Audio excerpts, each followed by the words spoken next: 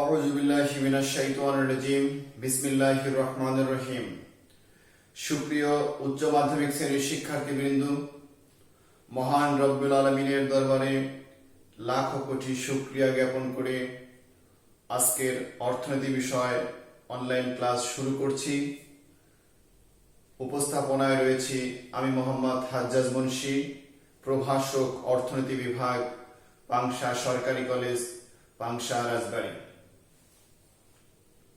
আজ আমরা অর্থনীতি প্রথম পত্রের বাজার অধ্যায়ের পূর্ণ প্রতিযোগিতামূলক বাজারের একটি ফার্মের স্বল্পকালীন অবস্থা নিয়ে আলোচনা করব। আমরা জানি পূর্ণ প্রতিযোগিতামূলক বাজার হচ্ছে এমন একটি বাজার যেখানে বহু সংখ্যক ক্রেতা বিক্রেতা থাকবে, সমজাতীয় দ্রব্য থাকবে, প্রত্যক্ষ প্রতিযোগিতার ভিত্তিতে দর কষাকষির মাধ্যমে নির্দিষ্ট দামে দ্রব্য ক্রয় বিক্রয় হবে। ওই বাজারকে বলা হয় পূর্ণ প্রতিযোগিতামূলক বাজার। আর এই বাজারে দ্রব্যের দাম নির্দিষ্ট থাকায় গড় আয় এবং প্রান্তিক আয় পরস্পর সমান হবে এবং গড় আয় এবং প্রান্তিক আয় রেখা ভূমি অক্ষের সমান্তরাল হবে। তো পূর্ণ প্রতিযোগিতামূলক বাজারের একটি ফার্মের স্বল্পকালীন ভারসাম্য অবস্থা ব্যাখ্যার পূর্বেই প্রথমে জেনে নেই স্বল্পকাল বলতে কি বোঝায়। স্বল্পকাল হচ্ছে এমন একটি সময় যে সময়ের মধ্যে ফার্মের নিকট দু ধরনের উপকরণ থাকে, যথা স্থির উপকরণ এবং পরিবর্তনশীল উপকরণ। ফার্ম স্বল্পকালে তার স্থির উপকরণের কোনো পরিবর্তন করতে পারে না, শুধুমাত্র পরিবর্তনশীল উপকরণের পরিবর্তন সাপেক্ষেই উৎপাদনের পরিমাণ হ্রাস বৃদ্ধি করতে পারে। এ কারণে স্বল্পকালে ফার্ম তিন অবস্থায় ভারসাম্য লাভ করে, যথা স্বাভাবিক মুনাফা অবস্থায় ভারসাম্য, অস্বাভাবিক মুনাফা অবস্থায় ভারসাম্য এবং লোকসান বা ক্ষতি স্বীকার করে ভারসাম্য। তাহলে স্বল্পকালে কয় অবস্থায় ফার্ম ভারসাম্য লাভ করবে? তিনটি অবস্থায় ভারসাম্য লাভ করবে: স্বাভাবিক মুনাফা, অস্বাভাবিক মুনাফা এবং লোকসান বা ক্ষতি স্বীকার। ফার্মের ভারসাম্য অর্জনের শর্ত দুইটি।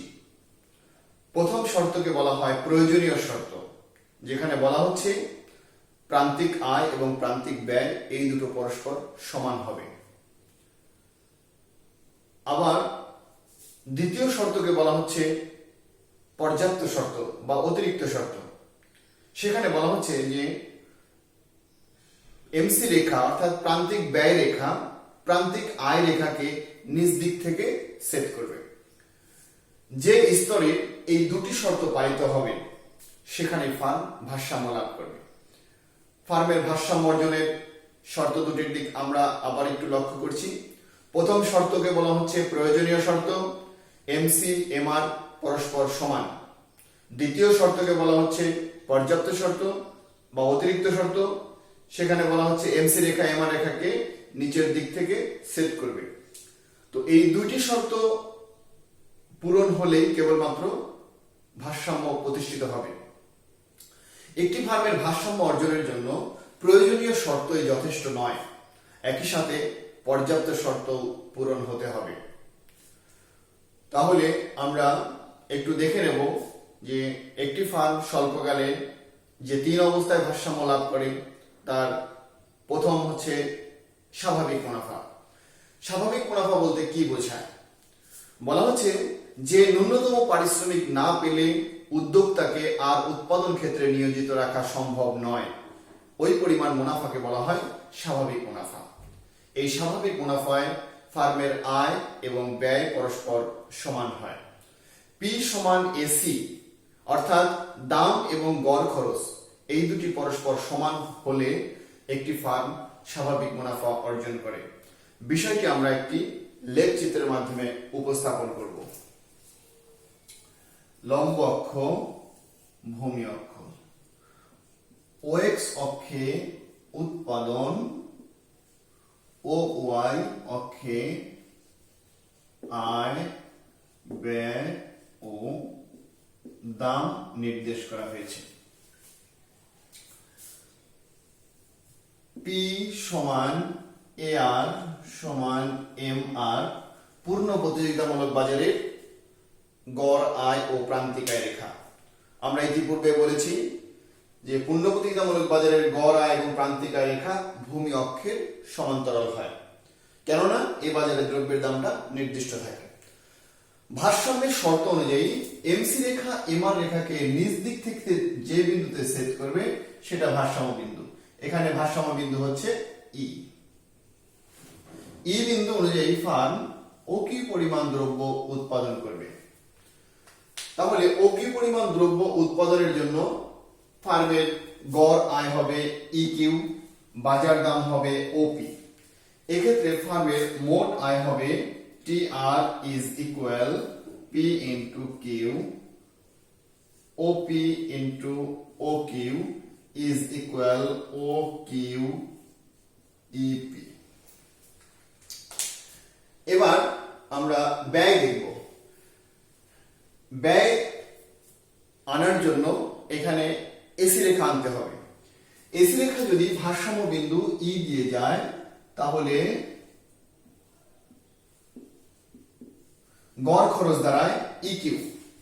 তাহলে মোট খরচ কি? টিসি সমান AC into Q is equal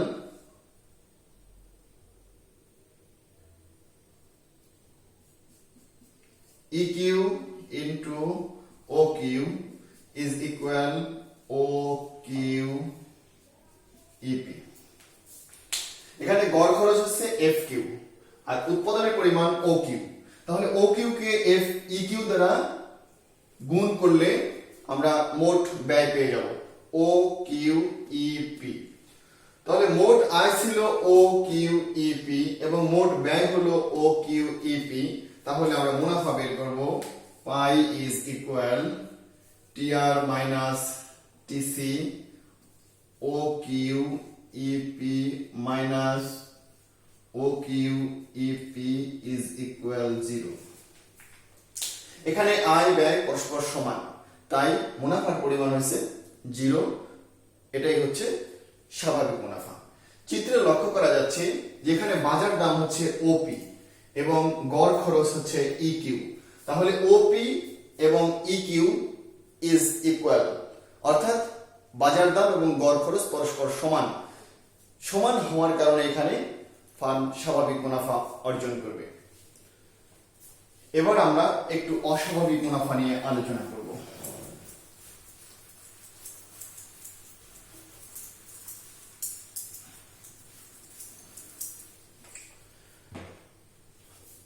একটি ফার্ম যখন স্বাভাবিক মুনাফার চেয়ে অতিরিক্ত মুনাফা অর্জন করবে তখন তাকে অস্বাভাবিক মুনাফা বলে।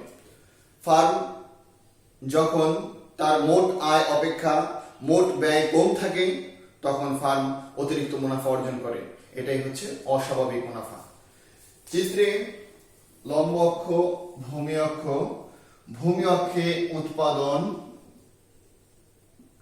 লম্ব অক্ষে যথারীতি আয়, ব্যয় ও দাম নির্দেশ করা হয়েছে।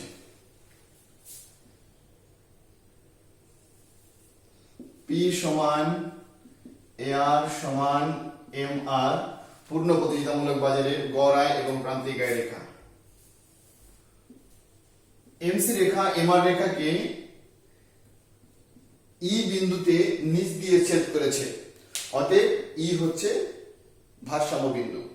ই বিন্দু অনুযায়ী ফার্ম ও কি পরিমাণ দ্রব্য উৎপাদন করবে। এক্ষেত্রে ফার্মের মোট আয় হবে টি আর সমান P into Q is equal O P into O Q is equal O P E O Q EP O Q E P. এবার এসি রেখা অনুযায়ী যেহেতু আমি এখানে অস্বাভাবিক মুনাফা দেখব, সেহেতু অস্বাভাবিক মুনাফার শর্ত হচ্ছে বাজার দাম বেশি থাকবে গড় খরচের চেয়ে। তাহলে অবশ্যই গড় খরচ কম থাকবে বাজার দামের চেয়ে। তাহলে বাজার দাম এখানে ওপি, আমাকে গড় খরচ রেখা এমন ভাবে উপস্থাপন করতে হবে তা যেন অবশ্যই ওপি এর চেয়ে কম হয়। তাহলে এখানে এমন একটা এসি রেখাটা অঙ্কন করলাম যেখানে এসি এফ বিন্দুতে মিলিত হয়েছে। ও কিউ পরিমাণ উৎপাদনের জন্য এখন গড় খরচ হলো এফ কিউ। তাহলে এফ কিউ কে ও কিউ দ্বারা গুণ করলেই আমরা মোট খরচ পেয়ে যাব। সুতরাং TC is equal AC into Q, অর্থাৎ এফ কিউ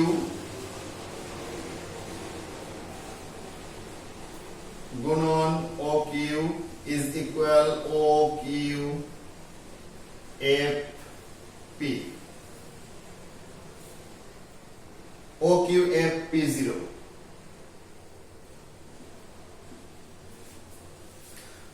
তাহলে এখানে আয় ছিল ও কিউ ই পি এবং ব্যয় হলো ও কিউ এফ পি 0। তাহলে এখানে ও কিউ ই পি থেকে ও কিউ এফ পি 0 বাদ দিলেই আমরা অতিরিক্ত মুনাফা বা অস্বাভাবিক মুনাফা পেয়ে যাব। তাহলে এখানে মুনাফা হচ্ছে পাই সমান টিআর মাইনাস টিসি সমান O Q E P minus O Q F P 0 is equal P 0 F EP, P 0 F EP. এটাই হচ্ছে অতিরিক্ত মুনাফা বা অস্বাভাবিক মুনাফা। এখানে লক্ষ্য করা যাচ্ছে এখানে বাজার দাম ছিল ওপি এবং গড় খরচ হলো F Q. F Q is less than OP or OP is greater than F Q, অর্থাৎ এখানে গড় খরচ ছোট এবং বাজার দাম বড়, তাই অতিরিক্ত মুনাফা অর্জন করেছে বা অস্বাভাবিক মুনাফা অর্জন করেছে। অস্বাভাবিক মুনাফার পরিমাণ হচ্ছে পি 0 এফ ই পি। এবার আমরা ফার্ম স্বল্পকালে ক্ষতির সম্মুখীন হয়েও উৎপাদন কাজ পরিচালনা করবে, সেটা আমরা চিত্রের মাধ্যমে দেখব।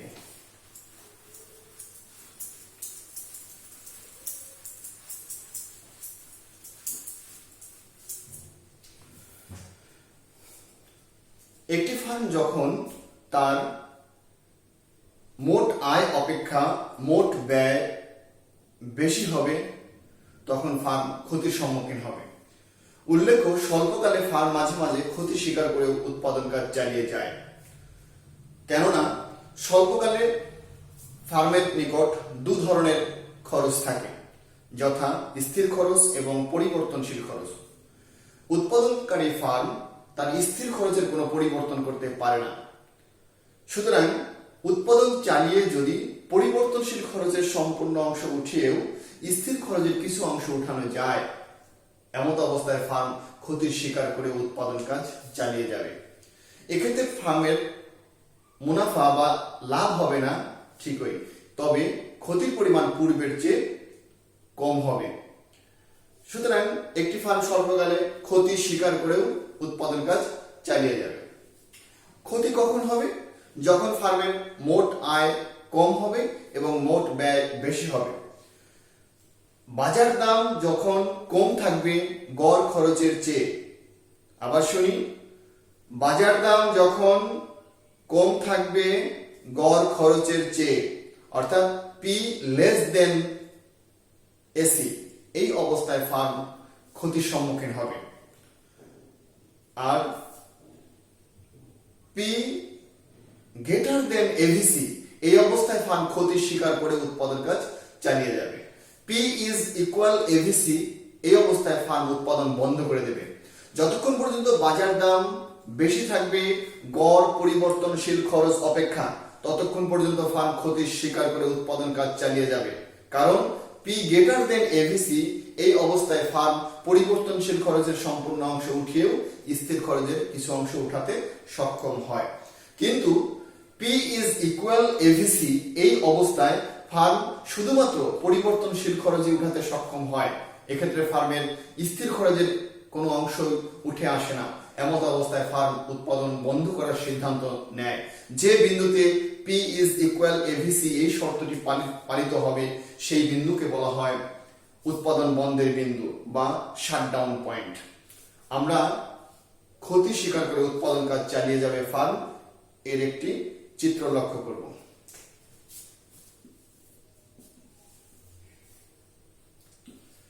চিত্রে ভূমি অক্ষে উৎপাদন এবং লম্ব অক্ষে আয়, ব্যয় ও দাম নির্দেশ করা হয়েছে। পি সমান এআর সমান এম আর পূর্ণ প্রতিযোগিতামূলক বাজারে ফার্মের গড় আয় ও প্রান্তিক আয় রেখা। এমসি রেখা এমআর রেখাকে নিজ দিক থেকে ই বিন্দুতে সেট করেছে, অতএব ই হবে ভারসাম্য বিন্দু। ই বিন্দু অনুযায়ী ফার্ম ও কিউ পরিমাণ দ্রব্য উৎপাদন করবে। এক্ষেত্রে ফার্মের মোট আয় টি আর সমান পি ইন্টু কিউ সমান O P into O Q is equal O Q E P. যেহেতু এখানে আমরা ক্ষতি অবস্থায় ভারসাম্য লাভ দেখানো, সেহেতু গড় খরচটা বাজার দামের উপরে থাকবে। এসি রেখা এআর রেখার উপরে অবস্থান করছে, অতএব একই পরিমাণ দ্রব্য উৎপাদনের জন্য ফার্মের গড় খরচ জি কিউ। অতএব মোট খরচ টিসি সমান এসি ইন্টু কিউ সমান ও কিউ ইন্টু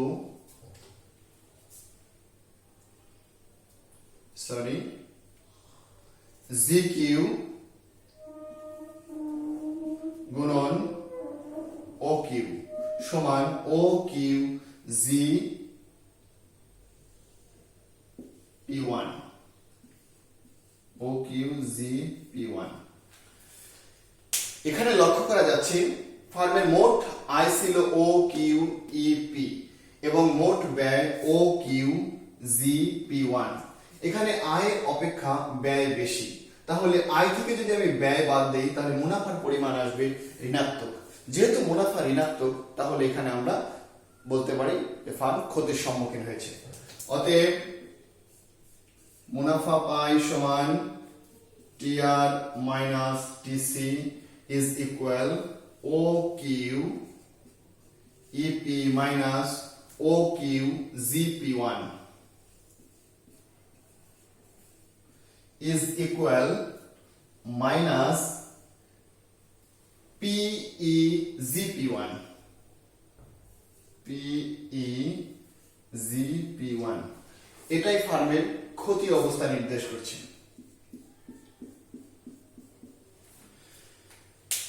এখানে লক্ষ্য করা যায় অস্বাভাবিক মুনাফা যখন অর্জন করেছিল তখন এআর রেখার নিচ দিয়ে গিয়েছিল এসি রেখাটা, আর যখন ফার্ম ক্ষতির সম্মুখীন হলো তখন এআর রেখার উপরে অবস্থান করছে এসিটা, আর যখন স্বাভাবিক মুনাফা অর্জন করেছিল তখন ফার্মের গড় আয় রেখা এবং প্রান্তিক আয় রেখা পরস্পর ই বিন্দুতে মিলিত হয়েছিল। সুতরাং ফার্ম ক্ষতি স্বীকার করে উৎপাদন কাজ চালিয়ে যাবে। ক্ষতি স্বীকার করে উৎপাদন কাজ চালিয়ে যাবে না উৎপাদন বন্ধ করবে সেটা নির্ভর করছে গড় পরিবর্তনশীল খরচ অর্থাৎ এভিসি রেখার উপর। এখানে শর্ত হচ্ছে P is greater than AVC, উৎপাদন চালিয়ে যাওয়ার শর্ত বাজার দাম গড় পরিবর্তনশীল খরচ অপেক্ষা বেশি থাকবে। তাহলে এখানে এমন একটা এভিসি রেখা অঙ্কন করতে হবে যার চেয়ে বাজার দামটা বেশি থাকে। এভিসি রেখা আমি এখানে অঙ্কন করলাম এভিসি। তাহলে এখানে গড় পরিবর্তনশীল খরচ হচ্ছে এফ কিউ। এফ কিউ কে যদি ও কিউ দ্বারা গুণ করা যায় তাহলে পাওয়া যাবে মোট পরিবর্তনশীল খরচ। তাহলে মোট পরিবর্তনশীল খরচ এখানে ও কিউ এফ পি জিরো। এখানে লক্ষ্য করা যাচ্ছে যে ফার্মের মোট আয় হয়েছে ও কিউ ই পি, মোট ব্যয় হয়েছে O Q G P one. এক্ষেত্রে ফার্মের ক্ষতির পরিমাণ P E G P one. কিন্তু এভিসি রেখা অনুযায়ী ফার্মের মোট পরিবর্তনশীল ব্যয় ও কিউ এফ পি শূন্য। অতএব মোট ব্যয় থেকে মোট পরিবর্তনশীল ব্যয় বাদ দিলে মোট স্থির ব্যয় পাওয়া যাবে। আমরা জানি টিসি সমান টিএফসি এবং টিভিসি। স্বল্পকালে মোট ব্যয়ের উপাদান দুটি, টিসি সমান টিএফসি প্লাস টিভিসি। এখানে মোট ব্যয় ও কিউ জিপি1 ও কিউ জিপি1 সমান টিএফসি প্লাস টিভিসির পরিমাণ হচ্ছে ও কিউ এফ পি শূন্য, ও কিউ এফ পি শূন্য। তাহলে মোট ব্যয় থেকে মোট পরিবর্তনশীল ব্যয় বাদ দিলে মোট স্থির ব্যয় পাওয়া যাবে। স্থির ব্যয়ের পরিমাণ অতএব TFC is equal TC minus TVC. TC এখানে O Q জিপি1 P1 minus TVC ও কিউ এফ পি শূন্য ইজ ইকুয়াল পি শূন্য এফ জিপি1 পি শূন্য এফ জিপি1। এখানে লক্ষ্য করা যাচ্ছে ফার্ম উৎপাদন বন্ধ রাখলে ফার্মের ক্ষতির পরিমাণ হবে পি শূন্য এফ জিপি1, কারণ এটুকুন হচ্ছে স্থির খরচ। উৎপাদন বন্ধ রাখলে ফার্মকে এই স্থির খরচ বহন করতে হবে। সুতরাং উৎপাদন বন্ধ রাখলে ফার্মের ক্ষতি হবে পি শূন্য এফ জিপি1, কিন্তু উৎপাদন চালিয়ে ফার্মের ক্ষতি হয়েছে পিই জিপি1। এখানে লক্ষ্য করা যাচ্ছে যে পি শূন্য এফ জিপি1 ইজ গ্রেটার দেন পিই জিপি1, অর্থাৎ উৎপাদন বন্ধ রাখলে ক্ষতির পরিমাণ বেশি হবে আর উৎপাদন চালিয়ে গেলে ক্ষতির পরিমাণ কম হবে। অতএব এমন অবস্থায় ফার্ম উৎপাদন চালিয়ে যাবে, ক্ষতি স্বীকার করে উৎপাদন কাজ চালিয়ে যাবে। সুতরাং একটি ফার্ম স্বল্পকালে তিনটি অবস্থায় ভারসাম্য লাভ করবে: স্বাভাবিক মুনাফা, অস্বাভাবিক মুনাফা এবং লোকসান বা ক্ষতি। স্বাভাবিক মুনাফায় আয় এবং ব্যয় পরস্পর সমান হবে, P is equal AC, P is equal AC. এই অবস্থায় ফার্ম স্বাভাবিক মুনাফা অর্জন করবে। অস্বাভাবিক মুনাফায় মোট আয় বেশি থাকবে, মোট ব্যয় কম থাকবে, পি গ্রেটার দেন এসি। এই অবস্থায় ফার্ম অস্বাভাবিক মুনাফা অর্জন করবে। ক্ষতির অবস্থায় ফার্মের মোট আয় কম থাকবে, মোট ব্যয় বেশি থাকবে। এক্ষেত্রে পি লেস